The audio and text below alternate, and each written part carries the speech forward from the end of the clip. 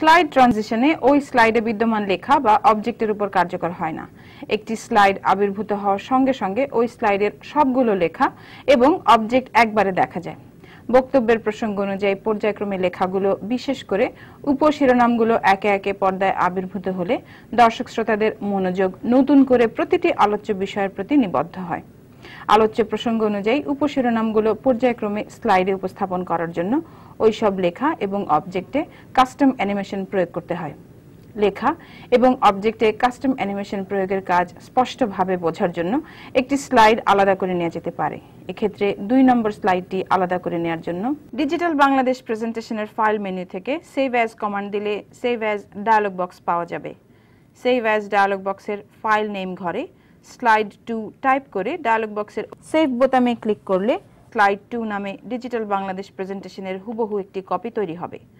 Slide 2 presentation থেকে 4 নম্বর স্লাইডটি রেখে বাকি সবগুলো স্লাইড সিলেক্ট করে এবং কিবোর্ডের ডিলিট বোতামে চাপ দিয়ে ফেলে দেওয়া হলো বা ডিলিট করে দেওয়া হলো। 4 নম্বর স্লাইডের প্রধান শিরোনামে অ্যানিমেশন প্রয়োগ করা হবে না। অবজেক্টে এবং উপশিরোনামে ভিন্ন ভিন্নভাবে অ্যানিমেশন প্রয়োগ করা যায়। আবার অবজেক্ট এবং উপশিরোনাম সিলেক্ট করে একত্রেও অ্যানিমেশন প্রয়োগ করা হয়। অবজেক্টে এবং উপশিরোনামে ভিন্ন ভিন্নভাবে অ্যানিমেশন প্রয়োগ করার জন্য স্লাইড শো মেনু থেকে কাস্টম অ্যানিমেশন সিলেক্ট করলে কাস্টম অ্যানিমেশন উইন্ডো পাওয়া যাবে। উইন্ডোটি ড্র্যাগ করে বাম পাশে স্লাইডের থাম্বনেইল কলামের স্থানে স্থাপন করা হলো। এতে অ্যানিমেশনের কাজ দেখতে সুবিধা হবে। অন্য যে কোনো জায়গায় রেখেও কাজ করা যেতে পারে। এবার প্রথম উপশিরোনামের অবজেক্ট সিলেক্ট করা হলো। কাস্টম অ্যানিমেশন উইন্ডোয়ের অ্যাড ইফেক্টস ড্রপডাউন তালিকা সক্রিয় হলো। ড্রপডাউন মেনুতে ক্লিক করলে এন্ট্রেন্স, এমফ্যাসিস, এক্সিট এবং মোশন পাথ নামে অ্যানিমেশনের 4টি ফ্লাইআউট মেনু পাওয়া যাবে। এন্ট্রেন্স অর্থ হচ্ছে প্রবেশ। অবজেক্ট এবং লেখা কিভাবে স্লাইডে প্রবেশ করবে বা আবির্ভূত হবে তা নির্ধারণ করে নেওয়া যাবে এন্ট্রেন্স ফ্লাইআউট তালিকায় বিদ্যমান অ্যানিমেশনগুলো থেকে। প্রয়োজন মনে করলে যে কোনো সময় অ্যানিমেশন পরিবর্তন করে অন্য অ্যানিমেশন প্রয়োগ করা যাবে। প্রয়োগকৃত অ্যানিমেশন বাদ দেওয়া যাবে। এক্ষেত্রে এন্ট্রেন্স ফ্লাইআউট তালিকা থেকে 1 নম্বর অ্যানিমেশন ব্লাইন্ডস সিলেক্ট করা হলো। অ্যানিমেশনটি সঙ্গে সঙ্গে প্রদর্শিত হবে। অবজেক্টের সঙ্গে ক্রমিক হিসেবে 1 লেখা উঠবে। এতে বোঝা যাবে ওই অবজেক্টে একটি অ্যানিমেশন প্রয়োগ করা হয়েছে। কিছু কিছু অ্যানিমেশনের সঙ্গে আরও কিছু বৈশিষ্ট্য বা নির্দেশনা যুক্ত করার জন্য ওই সব অ্যানিমেশন সিলেক্ট করলে বাড়তি অপশন পাওয়া যায়। এক্ষেত্রে উইন্ডোর মডিফাই ব্লাইন্ডস অংশে ডিরেকশন তালিকায় হরাইজন্টাল এবং ভার্টিক্যাল নামে 2টি অপশন রয়েছে। হরাইজন্টাল সিলেক্ট করলে ব্লাইন্ডস অ্যানিমেশন পাশাপাশি কার্যকর হবে। ভার্টিক্যাল সিলেক্ট করলে ব্লাইন্ডস অ্যানিমেশন উপর থেকে নিচের দিকে কার্যকর হবে। অন্যান্য অ্যানিমেশনের ক্ষেত্রে ভিন্ন রকম বৈশিষ্ট্য আরোপের অপশন থাকে। কোনো কোনো অ্যানিমেশনের ক্ষেত্রে এ ধরনের বৈশিষ্ট্য আরোপের অপশন থাকে না। সেই ক্ষেত্রে ডিরেকশন অপশনটি নিষ্ক্রিয় থাকে। স্পিড তালিকায় ভেরি স্লো সিলেক্ট করলে অ্যানিমেশনটি খুব ধীর গতিতে কার্যকর হবে।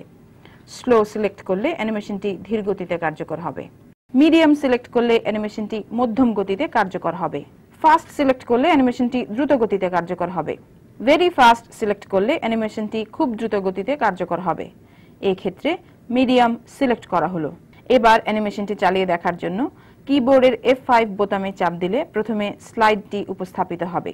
এতে দেখা যাবে প্রথম উপশিরোনামের সঙ্গে অবজেক্টটি নেই, কারণ ওই অবজেক্টে প্রয়োগকৃত অ্যানিমেশনের মাধ্যমে স্লাইডে আবির্ভূত হবে।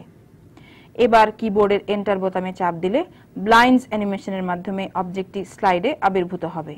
অ্যানিমেশনটি পছন্দ না হলে ওই অ্যানিমেশন ক্রমিক বা অবজেক্ট সিলেক্ট করে রিমুভ বোতামে ক্লিক করলে প্রয়োগকৃত অ্যানিমেশনটি বাতিল হয়ে যাবে। এবার অ্যানিমেশনটি চালিয়ে দেখার জন্য কিবোর্ডের F5 বোতামে চাপ দিলে স্লাইডটি উপস্থাপিত হবে এবং সংযুক্ত অবজেক্ট সহ সবগুলো উপশিরোনাম স্থির অবস্থায় বিদ্যমান থাকবে। একই অবজেক্ট বা লেখায় একই সঙ্গে একাধিক অ্যানিমেশন প্রয়োগ করা যায়। যেমন প্রথম উপশিরোনাম সংযুক্ত অবজেক্ট সিলেক্ট করে প্রথমে এন্ট্রেন্স ফ্লাইআউট তালিকা থেকে 1 নম্বর অ্যানিমেশন ব্লাইন্ডস সিলেক্ট করা হলো। অবজেক্ট সিলেক্টেড থাকা অবস্থায় বা সিলেক্ট করে আবার এন্ট্রেন্স ফ্লাইআউট তালিকা থেকে ডিসলভ ইন সিলেক্ট করা হলো। অবজেক্ট অ্যানিমেশনের 1 নম্বর ক্রমিকের নিচে 2 নম্বর ক্রমিক যুক্ত হলো। বোঝা যাবে এই অবজেক্টে 2টি অ্যানিমেশন প্রয়োগ করা হয়েছে। ডিসলভ ইন অ্যানিমেশনের ক্ষেত্রে ডিরেকশন অপশন নিষ্ক্রিয় থাকবে। অ্যানিমেশনটি চালিয়ে দেখার জন্য কিবোর্ডের F5 বোতামে চাপ দিলে স্লাইডটি উপস্থাপিত হবে এবং প্রথম উপশিরোনামের অবজেক্টটি অদৃশ্য থাকবে। কিবোর্ডের এন্টার বোতামে চাপ দিলে ব্লাইন্ডস অ্যানিমেশনের মাধ্যমে অবজেক্টটি স্লাইডে আবির্ভূত হবে। দ্বিতীয়বার কিবোর্ডের এন্টার বোতামে চাপ দিলে অবজেক্টে ডিসলভ ইন অ্যানিমেশন প্রদর্শিত হবে। প্রয়োগকৃত কোনো অ্যানিমেশন পরিবর্তন করার জন্য ওই অ্যানিমেশনের ক্রমিক সিলেক্ট করতে হবে। এতে অ্যাড ইফেক্টস ট্যাবটি চেঞ্জ বোতামে পরিণত হবে। চেঞ্জ বোতামে ক্লিক করলে আবার এন্ট্রেন্স ফ্লাই আউট তালিকা পাওয়া যাবে। এই তালিকা থেকে ফ্লাই ইন সিলেক্ট করা হলো। অ্যানিমেশনটি সঙ্গে সঙ্গে প্রদর্শিত হবে। অবজেক্টের সঙ্গে যুক্ত নম্বর অপরিবর্তিত থাকবে। অ্যানিমেশন ফ্লাই ইন সিলেক্ট করলে ডিরেকশন অপশন সক্রিয় হবে। এই অপশন তালিকায় ফ্রম বটম সিলেক্ট করলে অবজেক্টটি নিচের দিক থেকে স্লাইডে প্রবেশ করবে। ফ্রম লেফট সিলেক্ট করলে অবজেক্টটি বাম দিক থেকে স্লাইডে প্রবেশ করবে। ফ্রম রাইট সিলেক্ট করলে অবজেক্টটি ডান দিক থেকে স্লাইডে প্রবেশ করবে। ফ্রম টপ সিলেক্ট করলে অবজেক্টটি উপরের দিক থেকে স্লাইডে প্রবেশ করবে। ফ্রম বটম লেফট সিলেক্ট করলে অবজেক্টটি নিচের বাম কোণ থেকে স্লাইডে প্রবেশ করবে। ফ্রম বটম রাইট সিলেক্ট করলে অবজেক্টটি নিচের ডান কোণ থেকে স্লাইডে প্রবেশ করবে। ফ্রম টপ লেফট সিলেক্ট করলে অবজেক্টটি উপরের বাম কোণ থেকে স্লাইডে প্রবেশ করবে। ফ্রম টপ রাইট সিলেক্ট করলে অবজেক্টটি উপরের ডান কোণ থেকে স্লাইডে প্রবেশ করবে। এই ক্ষেত্রে ফ্রম রাইট সিলেক্ট করা হলো। পরিবর্তিত অ্যানিমেশনটি চালিয়ে দেখার জন্য কিবোর্ডের F5 বোতামে চাপ দিলে স্লাইডটি উপস্থাপিত হবে। কিবোর্ডের এন্টার বোতামে চাপ দিলে ব্লাইন্ডস অ্যানিমেশনের মাধ্যমে অবজেক্টটি স্লাইডে আবির্ভূত হবে। দ্বিতীয়বার কিবোর্ডের এন্টার বোতামে চাপ দিলে fly in from right animation অনুযায়ী আবার ডান দিক থেকে নিজস্ব অবস্থানে এসে বসবে।